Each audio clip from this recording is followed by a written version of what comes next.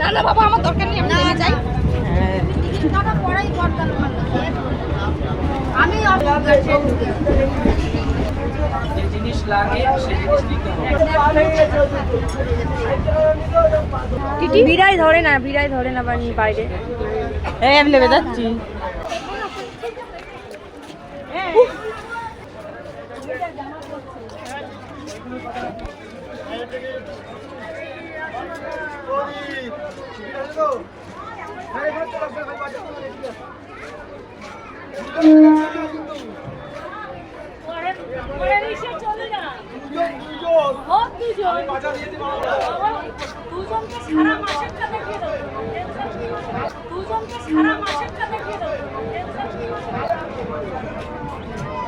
Guys কি একটা experience হলো, মানে আমি তো টিকিট কাটিনি, ঠিক আছে, হ্যাঁ আমি খুবই অন্যায়জনক একটা কাজ করেছি, অপরাধজনক।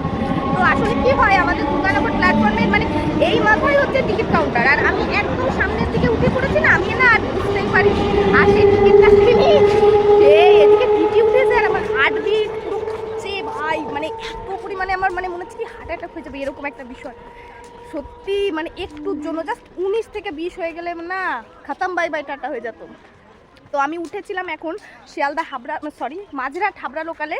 তো আমি এই যে এখন নেমে পড়েছি, এটা হচ্ছে বিরা স্টেশন, ওই যে দেখো ধরো এই যে বিরা স্টেশন, ঠিক আছে। এখানে অধিকাংশ মানুষ এই যে নেমে পড়েছে, দেখতে পাচ্ছ প্রচুর মানুষ নেমেছে, ঠিক আছে। মানে কি হয়েছে টিটি যে হঠাৎ করে এরকমভাবে উঠে যাবে আমরা কেউ ভাবতে পারিনি, মানে সত্যি এটা খুবই একটা মানে বাজে বিষয়, একটা সিচুয়েশন হয়, মানে কি বলবো। আর আমার ফোনে এদিকে ইউটিউব অ্যাপটা মানে আমি কানেক্ট করতেই পারছি না কোনোভাবে, আর এদিকে টিকিট কাউন্টার ভাই উই মাথায় আমাদের দুর্গানগর প্ল্যাটফর্মে, আর এই দিকে একদম আমি ফার্স্টের লেডিসে উঠি, তাহলে বলো আর মানে অত দূর যেতে যেতে তো হাবড়া লোকালটা ঢুকে গেছে, তা আমি গিয়ে আবার তো আসতে পারবো না। না সত্যি এটা আমার খুবই ভুল হয়েছে, খুবই ভুল, এটা আমি বারবার স্বীকার করছি যে টিকিট না কেটে আমার ওঠাটা একদমই উচিত হয়নি।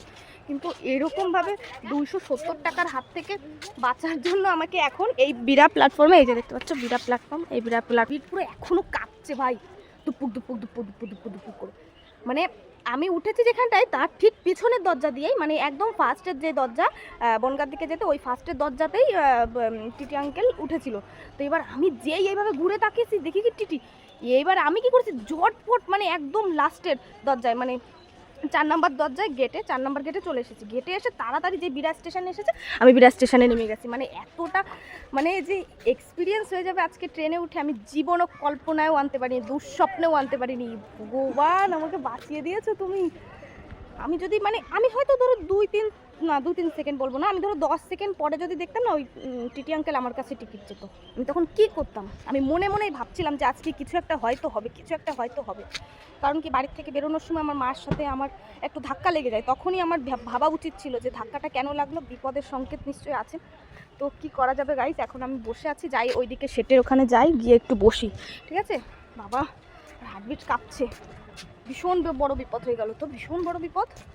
এবার এখানে যাই, এখানে কোথায় কি প্ল্যাটফর্মের টিকিট কাউন্টার কোথায় আছে দেখে টিকিটটা কাটতে হবে, তো যাই টাকা। এটা হচ্ছে বিরা টিকিট কাউন্টার, আমি এখন সেই টিকিট কাটতে যাচ্ছি। টিকিট না কেটে আর জীবনও উঠবো না বাবা, এই যে যা শিক্ষা হয়ে গেল আর জীবনও না। টিকিট না কেটে যে কত বড় ভীষণ একটা খারাপ কাজ করেছি আমি বুঝতে পারছি। আই এম রিয়েলি সরি, আমি সবার কাছে বলছি যে হ্যাঁ আমি খুব খারাপ করেছি, আমার মতন প্লিজ যেন কেউ এরকমটা করো না। অসংখ্য মানুষ কিন্তু আজকে বিরা প্ল্যাটফর্মে নেমে গেছে, তো যাই হোক টিকিটটা আগে কাটি। তোমরা শুনলে তো আজকে আমার সাথে ঠিক কী ঘটনা ঘটলো, তাই তোমাদের কাজ আগে থেকেই আমি সতর্ক করে দিচ্ছি, প্লিজ তোমরা এরকম ভুল করো না। জানি অনেকে এরকম ধরনের ভুল করো আমার মতনই, কিন্তু মানে প্লিজ আর করো না, কারণ কি হার্টবিট পুরো হাতে চলে আসে। আর এই যে দেখতে পাচ্ছ এই অসংখ্য